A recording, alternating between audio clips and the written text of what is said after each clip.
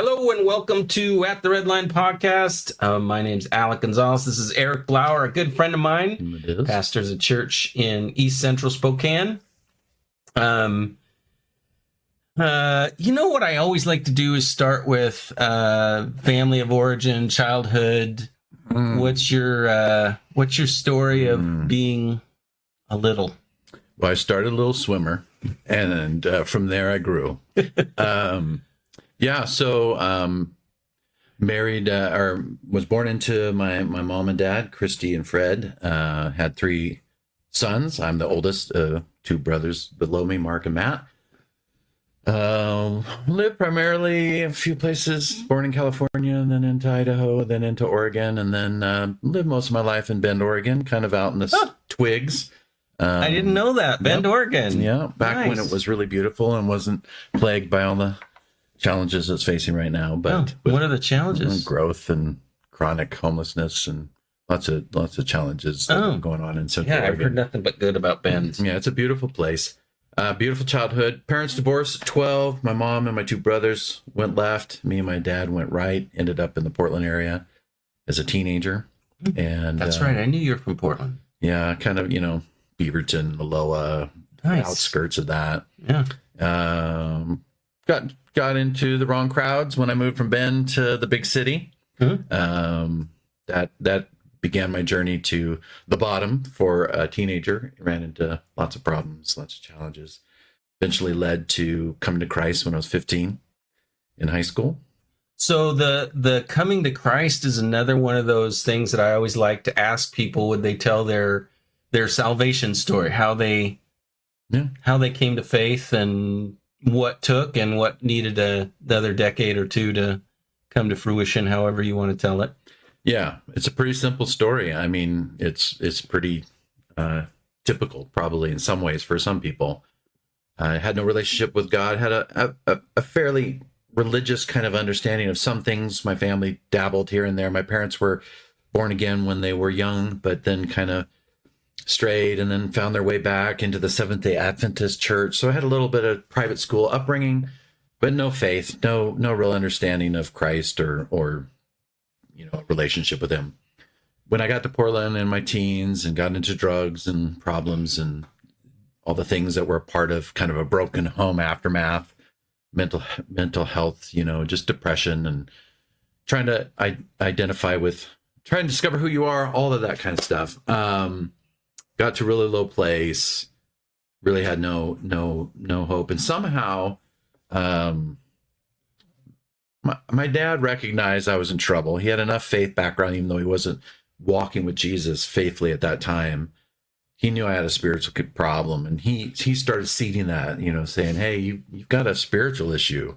I had a lot of demonic activity and things I'd brought to him I was dealing with, and he was kind of woke up a little bit to that, like, okay, my son's going through some tough stuff. He needs Jesus, but he didn't really know how to point me to him because he wasn't walking with him. He was out of relationship, was really backslidden. But he left a track and some Bible material around. And one afternoon, really bad space in my life. I got this track and I was in my room, which was, the center of my hedonism. It was, I had a cross on my wall made out of centerfolds. I mean, I worshiped everything that was the world, the flesh, and the devil. But I was in deep need. I read this track. I got to the back and there's that prayer, it says stuff like, God wants to take control of your life if you'll surrender it to him. And I'm thinking to myself, my life is a mess. I don't know where I'm going. I don't have any sense of joy or anything in my life. I could pray this prayer, and if it's true, great. And if not, I'm still sitting here on my bed. So it was weird, kind of transactional, like, what do I have to lose? Oh, this is so funny. Can I interrupt you for a minute? Yeah. I used to do a bunch of street evangelism. Just recently was at the fair this summer. Yeah. And I used to do this all the time. And I did this at the fair where I talked to a guy who was unbelieving. He didn't believe, but he was willing to have the conversation, listen to the end. And I said, I double dog dare you to give Jesus a try. Yeah. Say this prayer just say it. And then by the time I was done, I basically asked him to pray the prayer, Jesus, if you're real, show up in my life in a way that I will recognize. And he did. And I've been doing this for decades, and with lots and lots of people. So I'm so excited to hear your story, which is basically the same. Totally the same. And I always say that to people when because sometimes tracts and those kind of things get knocked as old school or not, I mean, it doesn't always doesn't get place in the way it used to, maybe. And I'm always saying, listen, I didn't need convinced. I needed the truth. I just needed someone to tell me what God said and what God wanted. I didn't have an argument with him. My life was clear. I knew evil. I knew where I brought myself. I knew sin. So the truth of the gospel was very simply just needed to be heard. I prayed that, and I had a significant born again experience with Jesus. He came into that room and conquered me. And I got on fire for Jesus, and it was a mess of glory and wildness after that. It exploded into just beautiful chapters of campus evangelism and fellowship with other friends in Christ and lots of gospel work. I broke my teeth on evangelism on Burnside and the homeless, and spending Fridays and nights street witnessing to gutter punks and skinheads and sitting with homeless people. And so from my initial conversion, I was drawn to the margins immediately because I was from the margins, and Jesus showed up in a way that just gave me a heart for everyone similar. And that eventually led to at 19, taking a position in a church as a youth pastor and off and running. Nice. Yeah. Nice. So you've told me your story, how you planted the church. I wonder, one of the things that I've really leaned into on the podcast is asking people to talk about a time in life or ministry where difficulty and struggle have played into, real growth, real transition, real movement, where so many times we try to ignore or we try to run away from problems, and we try to position ourselves so we don't get any problems. But I'm really leaning into the idea that struggle and difficulty and even tragedy and trouble are really often just the genesis of God's good plan for our lives. And I wonder how that is real for you. Yeah, I would totally agree. I mean, there's cross and crown stories in life, and especially in the journey of planting a church in 2006. We're approaching 20 years now. In June, it'll be 20 years this year. Wow. Congratulations. Yeah. That's really we survived. Great. 20 years. That's so awesome. It feels like whenever you meet a veteran, right? They're like hobbling one eye, trying to find their way to the veteran hospital. They're like, I relate. They're like, thank you for your service. And I know. Like, yeah, no problem. I think I'm just so impressed with it because we did 10 and felt like we were like heroes, and I see someone that did 20 and I'm like, oh man. Tours of duty, man. Tours of duty. Some of us can't get out. No. But in that, I would say, and this maybe ties to how we met and something I would say is a thread of God's answer to that question. We were young. Well, I'm not really young. I mean, I was 36 when we planted the church. So I was actually on the tail. That's older for church planters in a lot of ways. But through the friendship of Rob Fairbanks, I met a circle of friends. You would have been one of those. All early church planters, Justin Bryans and Dave Wilkinson. And oh man, the list is long at that time. But I was graced with the gift of friendships. And that circle was one of the primary supportive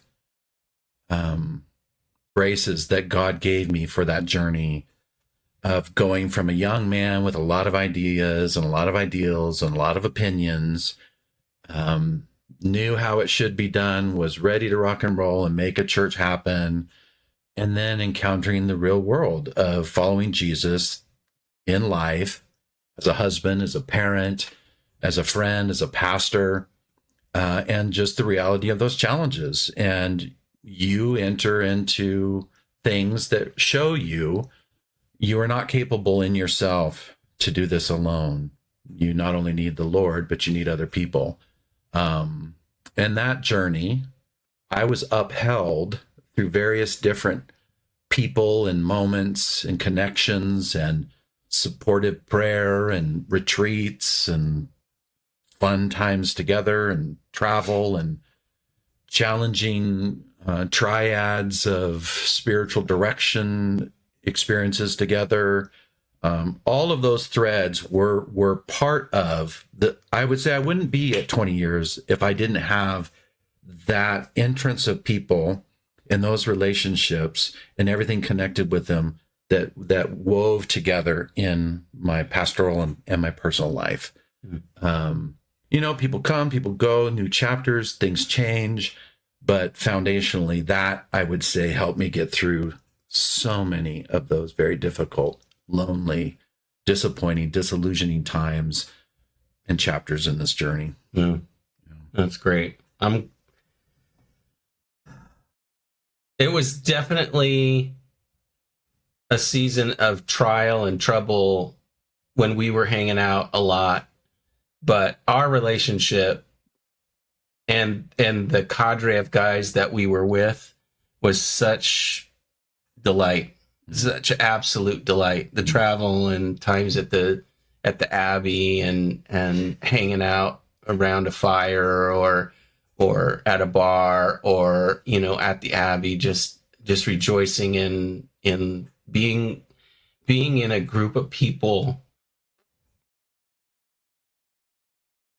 who really feel the difficulty, where you feel like so much of the time nobody gets it, is so helpful and healing. So yeah, I just rejoice in that memory myself. Tell me what you're celebrating now. What are you just really grateful for? What's going great? Yeah. Well, I think one of the things I'm celebrating a lot. Well, I'm being married 36 years this year. That's a celebration. I love my wife, and I'm still happily married, and we are together in all the little different chapters of life better than we have been in most ways. I mean, there's always challenges and growth and aspects of growing older that are challenging, but that's a celebration for me. I'm a grandparent, which is the greatest chapter of my life in some ways. It's just, that's been a complete healing journey. Parenting is beautiful. I love my 4 kids and I'm proud of them and all the stuff, but you're so in it when you're in it that you sometimes miss the beauty of it. And the older you get, and when you get to the chapter of grandparenting, you are disconnected from the judgment of that whole season of doing it right and not doing this, or am I doing that? You just get to enjoy, and you have all the years of what you learn through the first string of team, that when you're with your grandkids, at least this is my story. I mean, I don't know about everybody else, but for me, it felt like I have the capacity to see what's important in the moment, which allows joy in ways that I didn't have as much when I was parenting, unfortunately. And I also see it slipping through my fingers faster than ever before too, right? I mean, life just speeds up the older you get. So you are more intentional, like, no, I need to do this and be present because I won't have many of these opportunities. So I think that's a celebration at this season of my life. Those things are what matter most deep and most beyond whatever I do in other things.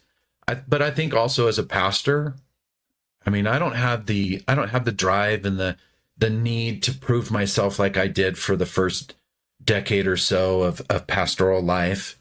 I've settled into who I am and what I love and what I know is true.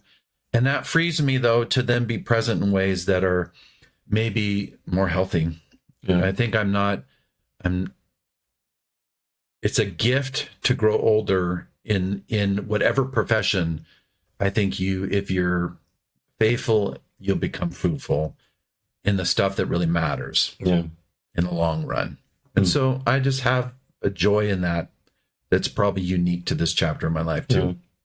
So Eric is the pastor of a church in East Central Spokane called Jacob's Well. And I visited it several times. I preached there a couple times back a few years ago.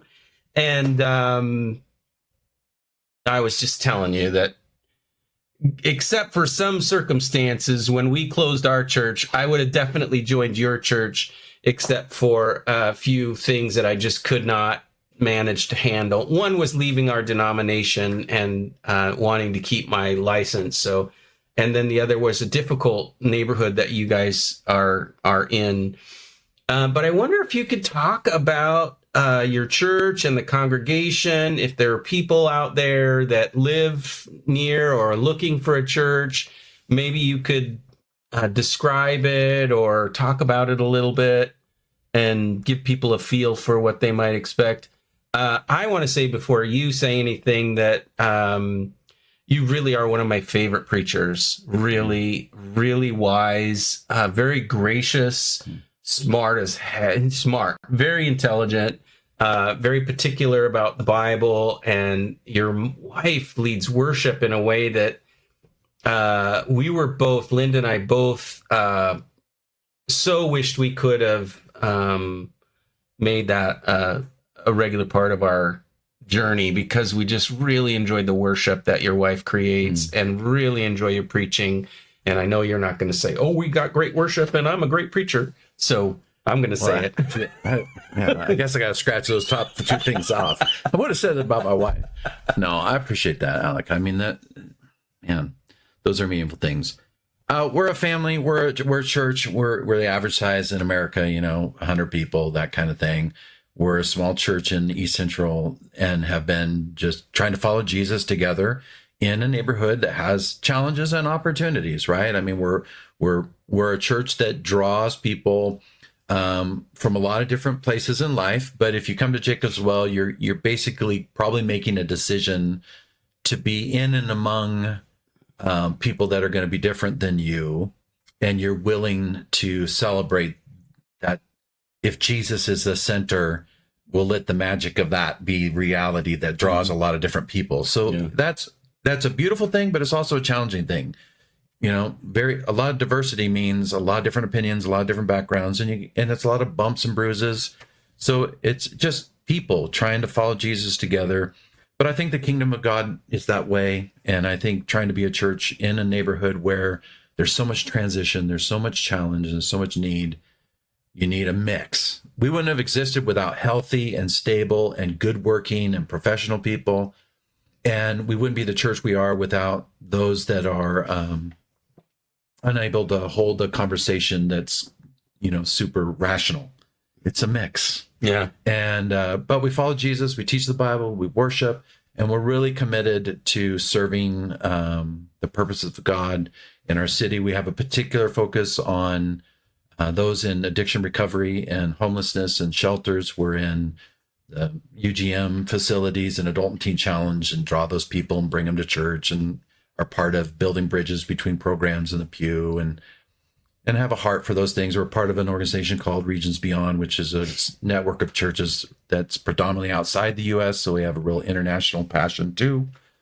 So, I think we're a lot like most churches, just trying to follow Jesus, teach the Bible, and serve the community. I don't think you're like most churches, but one of the things that I've noticed about your church, I went to the man camp one year, and it was so impactful because it just was, and it might have been a really good year for man camp. I don't know.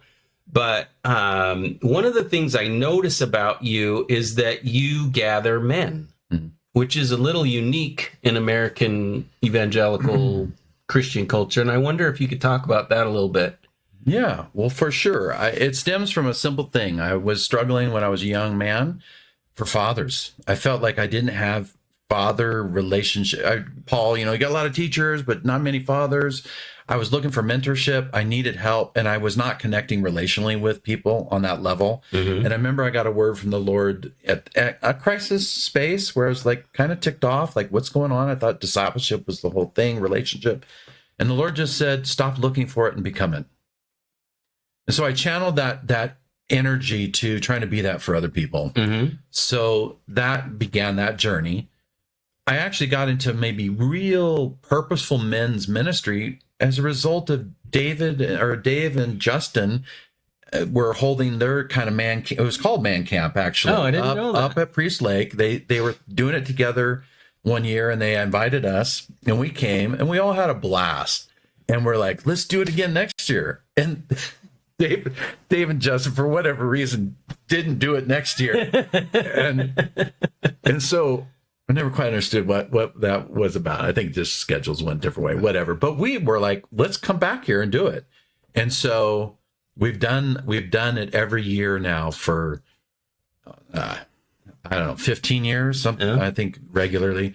And every year is the same and different. It's a part of, you travel and you're intentional with men. We try to get them away from all the things that distract them and help them maybe have some space to have fun, to hear meaningful, engaged truth and one another in ways that are authentic, to be in the nature and just enjoy what God's given us in the round. And so that's translated from just events then to just that passion of trying to be in relationship with men and help them grow in their lives as men and fathers and parents. My last question has to do with unorthodoxy.